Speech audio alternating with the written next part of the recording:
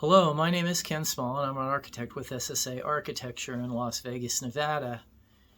This is another one of our frequently asked question videos, and I'll encourage you to watch the others if they apply to your project. There are over 60 of them, and obviously not all of them will apply to every project, but this is a common question that's been asked a number of different ways. And so we're just going to talk about land acquisition 101. So if you're a developer, please don't comment online that this doesn't tell you all about it, because being a developer is a career. And so obviously we're not going to be able to cover that in a short video. But just to give the average person who's thinking about buying a piece of land or maybe a small building to do something with, this is an overview for you to help you understand kind of how the system works here in Las Vegas.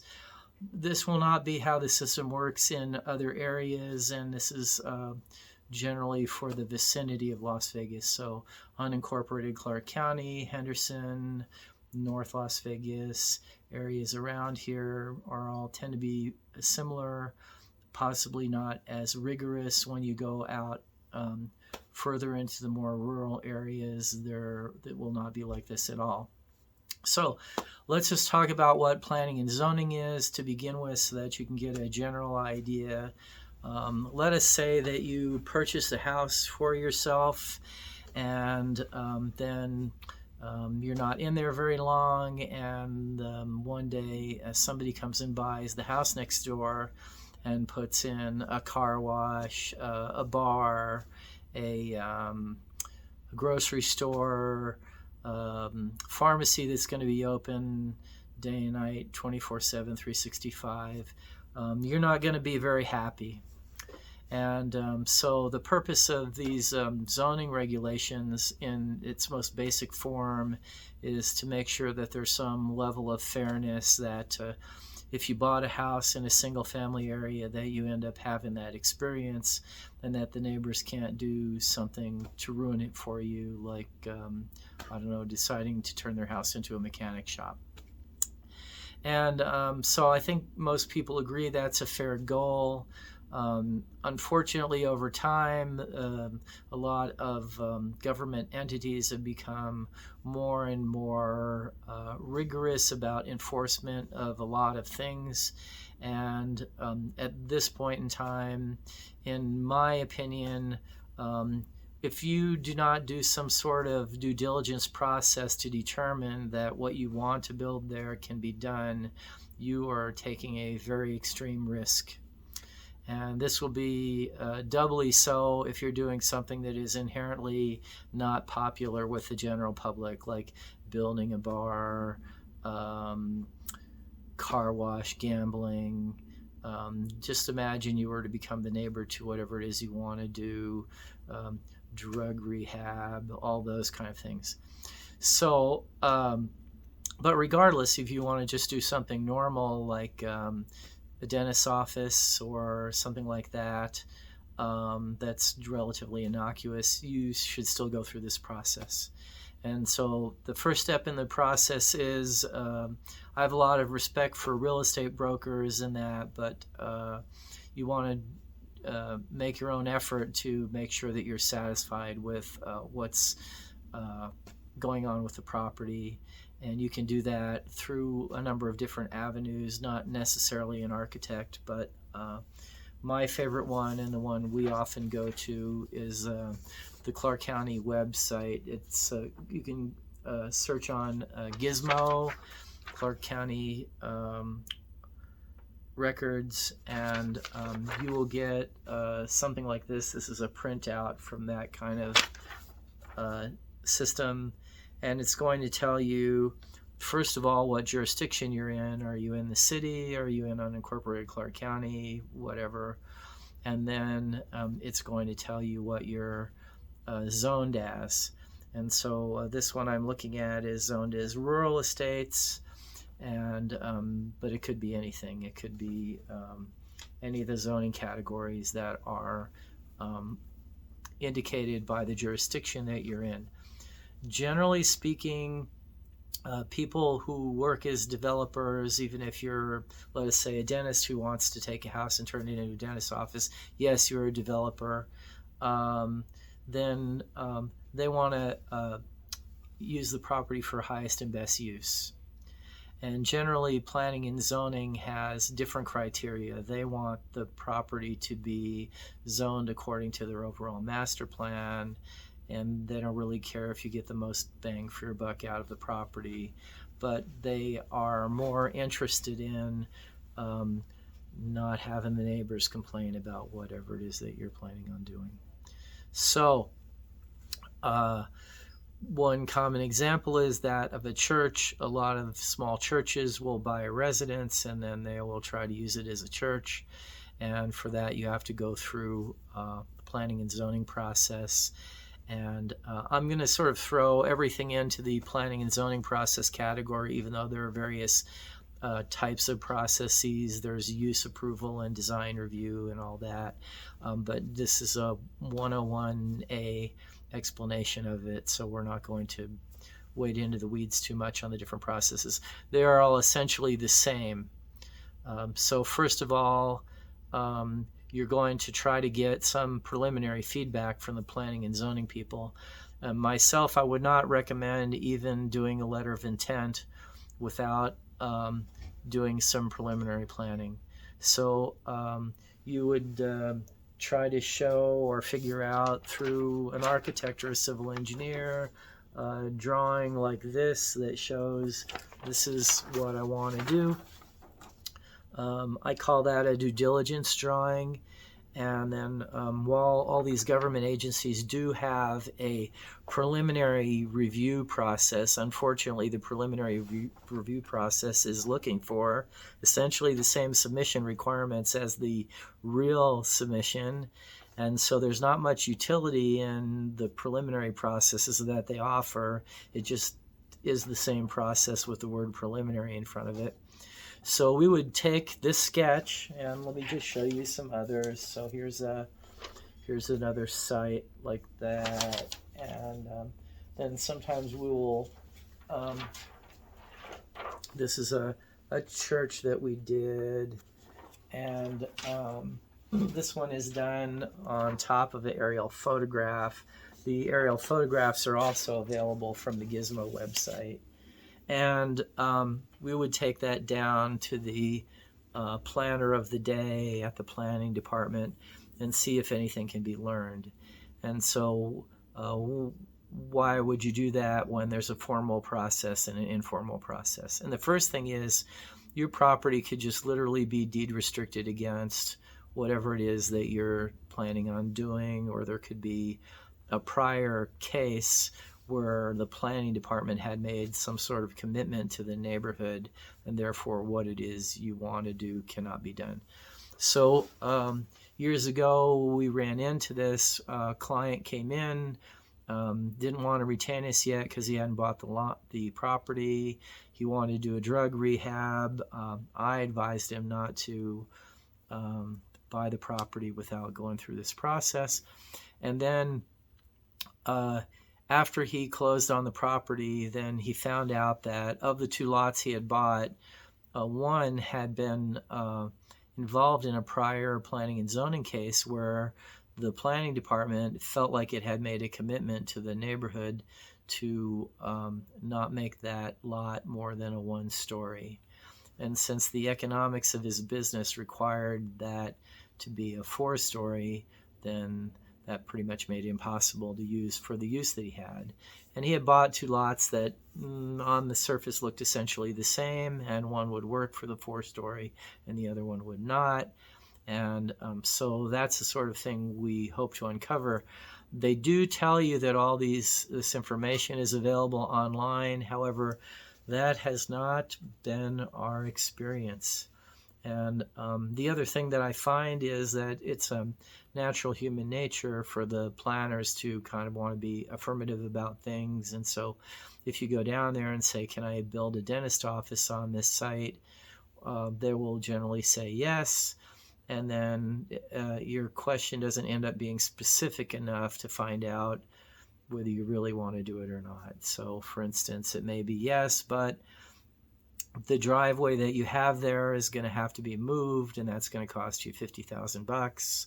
Or yes, but you are going to have to do something else that's going to be really expensive. Or there are other discoveries. I won't go into all the details of those, but those are the kind of things that you're looking for. And then they may tell you, like if you have an existing building, a house that you're trying to convert to commercial use, that you have to have a certain number of parking spaces. And then from the preliminary layout, we know you cannot get anywhere near that number of parking spaces for the conversion. So even though you could make it into whatever you're proposing, a dentist office, then you would have to remove a portion of the building to be able to get the parking and the building to be a proper ratio of parking to building. So that wouldn't work for you. So once we get that preliminary feedback off these preliminary sketches, the client has a couple of good options, and one is they can give that to a general contractor and ask them, what ballpark are we in to do this? And then if the ballpark is $200,000, and after buying the lot or the house or whatever it is, you only have 50 left, then it's not going to work for you. And those kind of preliminary gross estimates are not terribly dependable, but they can put you in a range of where your costs will be, so that you can see if you really want to continue to progress.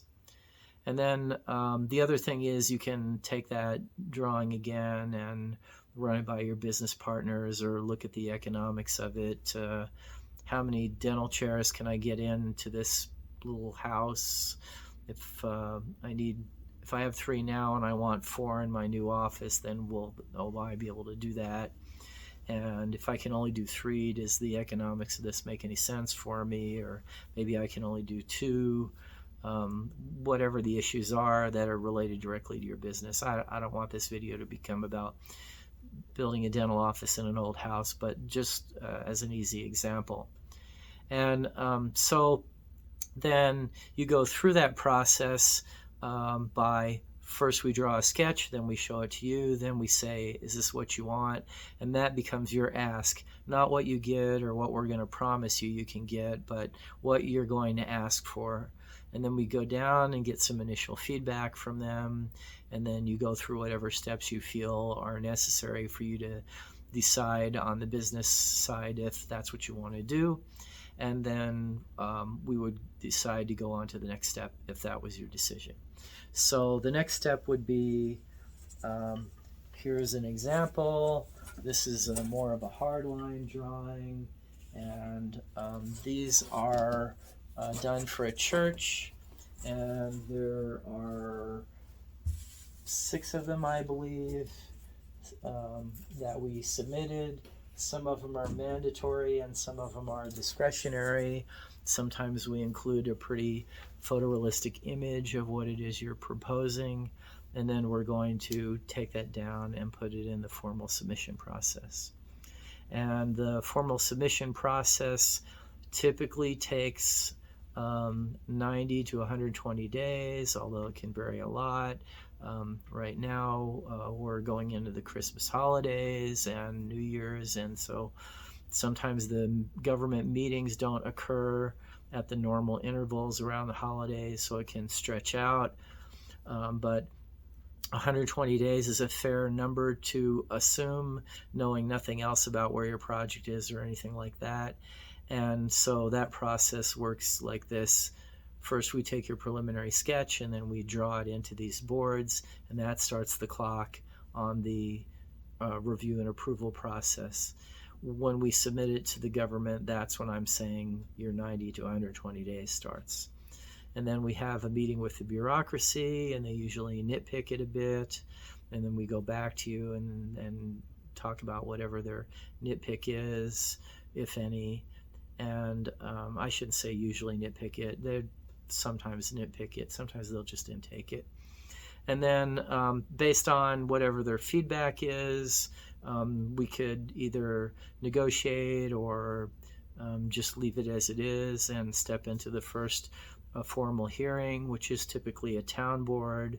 The town board is an all-volunteer board. They're unpaid. They're locals from that vicinity, the immediate area, and they're an advisory board, so they don't have to agree, but if you don't have their support, the likelihood of getting approval is lesser. And so we go into a town board hearing knowing that the neighborhood and everyone has been notified that this is happening, and people may come in to complain or they may not. And then of course we do a formal presentation to explain, the ins and outs of the project and why we think it's a good idea. And in those hearings, anybody can say anything they want, and there's a possibility of some back and forth negotiation between the town board and whoever presents there. And our firm often presents on behalf of the client there, but some people use attorneys, and they're also recommended on more contentious cases that you would hire an attorney. We would still provide the drawings because the attorneys don't draw them, but to have the attorneys present. And then assuming you clear the hurdle of the town board supports, it's back to the bureaucracy, typically another meeting, and then a little discussion about comments made at the town board, and would we be willing to do whatever was commented at the town board or not, and then on to the planning commission. And then the same process again, public hearing, notification, and then back to the bureaucracy. And then if you're in the city, it'll go to the city council. If you're in the county, it goes to the county commission. And then there's a final vote. And at the point of the final vote, you find out whether they're supporting or not. And this can be a little bit complicated because they can support with conditions. So some kinds of uses are always approved, well, not always is a bad word, but almost always approved with conditions. So for instance, if you wanted to do a legitimate massage parlor, they might only approve for a year, and then at the end of the year they do a follow-up. And if there's been some kind of contention about not enough parking or whatever, then they might only give you a year also, and then at the end of the year they have another hearing to decide if it's going to continue on. In the case of massage parlors, they're really just looking to make sure that you really are a legitimate massage parlor. But there can be all sorts of contingencies on the approval, and the approval can be tied to the site plan and the drawings that you submitted or not. So say if you went in and applied for church use, they could approve the church use, but not the site plan that you submitted. Or they could approve it with the site plan you submitted. And so how do we know that? There's something issued that's a letter called a Notice of Final Action. They usually refer to it as an NFA. And the NFA basically says what the deal is. So if you're buying a property and it was converted from A to B, then you should try to get a hold of the Notice of Final Action, the NFA, from previously, and make sure that whatever is in the NFA is really what's happening or did happen, or that there's not some additional explanation, or that the approval expires, all kinds of potential things that could go wrong with that. And then if you're doing one currently via us, then the NFA is what you're looking for the end result. So on one recent project, the NFA was basically per the drawing that we submitted exactly, and then we had to continue the process on after that, but we had to match in the level of detail that it showed in the drawings that we submitted as we went forward into the next step in the process. And then in another case, a client had done all the process, and then they got approval, but all the NFA said was that they were approved for church use, and it wasn't tied to a site plan. And then in the approval of the NFA, it gave some specific criteria, like how far the building had to be from the neighbors, or landscaping buffers between the building and the neighboring property, or there could only be a driveway on one side of this corner lot, or the driveway had to be so far from the corner, or the driveway could only be in the existing driveway's location, but it had to be redone. Lots of things like that, which will tend to drive the design process later on. And NFA, done with planning and zoning process, you're good. Now, after the NFA is done, then you still have to do construction documents, which a lot of people call blueprints. And so the blueprints are the actual drawings that the contractors bid off of that go to the building department. And so a big word of warning about that process is that if you're building on a commercial site, you're probably going to need some sort of civil engineering process, which typically takes 6 months. Not always, but almost always.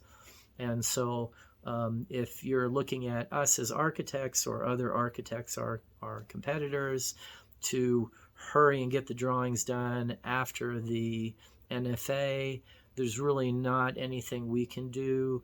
The civil engineer, the ball is in the court of the civil engineer, and he is waiting on bureaucratic processes with the government agencies, or perhaps the Nevada Department of Transportation, something like that, to get his approvals. And in the meantime, it usually doesn't take as much time to draw the architectural construction documents as it does for the civil engineer to get through his process. So adding the 120 days to the 6 months, you can see that it's pretty easy to be a year from the day that you first saw the lot to the day that you're ready to start construction. Could be done a little bit faster on smaller projects, but importantly, not many projects get done in less than 90 days. And so you're, in terms of ready for a building permit, and then the construction, not many projects get done in less than 90 days in terms of the actual construction. And so no matter how you look at it, a good timeline to look at this whole thing is a year plus. And a lot depends, as they say, the devil's in the details, on where you're going to be building and what all has to be done. If you have any off-site construction, on-site construction is everything within your property lines, and off-site construction is everything outside your property lines. So if you're going to build a driveway, if you're going to build a public sidewalk, then you're building off-sites. This tends to be the kind of thing that slows the whole process down a little bit. Whereas, say you purchased a pad site in the midst of a big shopping center and it doesn't have any property lines adjacent to any city streets or what have you, then no off-sites, and relatively simple.